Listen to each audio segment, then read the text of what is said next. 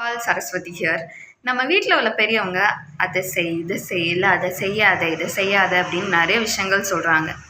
நம்ம எல்லாத்தையுமே கேட்குறோமா அப்படின்னு பார்த்தா கிடையாது. சில விஷயங்கள் நம்ம கேட்க மாட்டேங்கிறோம். அதில் ஒரு முக்கியமான விஷயத்தை பற்றி தான் இன்றைக்கி பார்க்க போகிறோம். சாப்பிட்டதுக்கப்புறம் குளிக்கக்கூடாது, அப்படி குளித்தா உடம்புக்கு ஆகாது, நல்லது கிடையாது அப்படின்னு சொல்கிறாங்க. அதுக்கு பின்னாடி இருக்கக்கூடிய சயின்டிஃபிக் ரீசன் பற்றி பார்க்கலாம். நம்ம சாப்பிட உட்காரும்போது நம்மளோட பிளட் சர்க்குலேஷன் அதிகமாகுது. நம்ம சாப்பிட்ற சாப்பாடு பிரேக் டவுன் ஆகணும் அப்படின்னா அதுக்கு கொஞ்சம் எனர்ஜியும் தேவைப்படுது.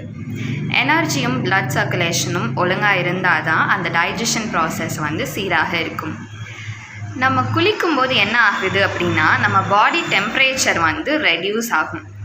அந்த பாடி டெம்ப்ரேச்சர் அதிகமானாலும் உடம்புக்கு பிரச்சனை தான், அதே மாதிரி கம்மியானாலும் உடம்புக்கு பிரச்சனை தான். நம்ம பாடி டெம்ப்ரேச்சர் ரொம்ப கூல் ஆகும்போது நம்ம ஹார்ட் அண்ட் நர்வஸ் சிஸ்டமுக்கெல்லாம் அதோடய ஃபங்க்ஷன்ஸ் சரியாக நடக்காது, அதோடய ஃபங்க்ஷன்ஸ் தடைப்படுது. ஸோ இந்த பாடி டெம்ப்ரேச்சரை நார்மலாக மெயின்டைன் பண்ணணும் அப்படின்றதுக்காக இந்த டைஜஷன் ப்ராசஸ்க்கு ஹெல்ப் பண்ணக்கூடிய அந்த எனர்ஜி ஸ்கின்னை ரீடைரக்ட் பண்ணி போயிடுது. ஸோ இந்த பாடி டெம்ப்ரேச்சரை மெயின்டைன் பண்ணுற வேலையை தான் பார்க்குமே தவிர்த்து இந்த டைஜஷன் ப்ராசஸை ஒழுங்காக நடக்க விடாது. இதனால் டைஜஷன் ப்ராசஸ் தடைப்படுது. அதுக்காக தான் சாப்பிட்ட உடனே குளிக்கக்கூடாது அப்படின்னு சொல்கிறாங்க.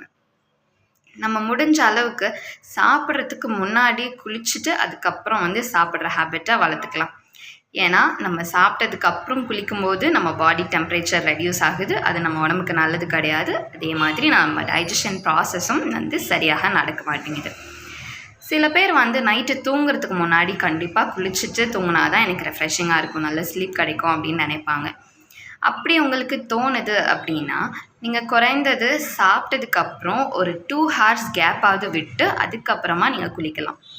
அப்படி இல்லாமல் உடனே குளிக்கிறது மூலிமா நீங்கள் வீக்காகவும் டயர்டாகவும் ஃபீல் பண்ணுவீங்க. அதே மாதிரி கான்ஸ்டிபேஷன், வாமிட்டிங் இந்த மாதிரி சில சிம்டம்ஸும் வரதுக்கு சான்சஸ் இருக்குது.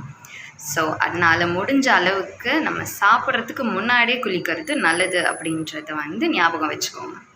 நம்ம பெரியவங்க சொல்கிற எல்லா விஷயத்துக்கு பின்னாடியுமே ஏதோ ஒரு சயின்டிஃபிக் ரீசன் இருக்க தானே செய்யுது.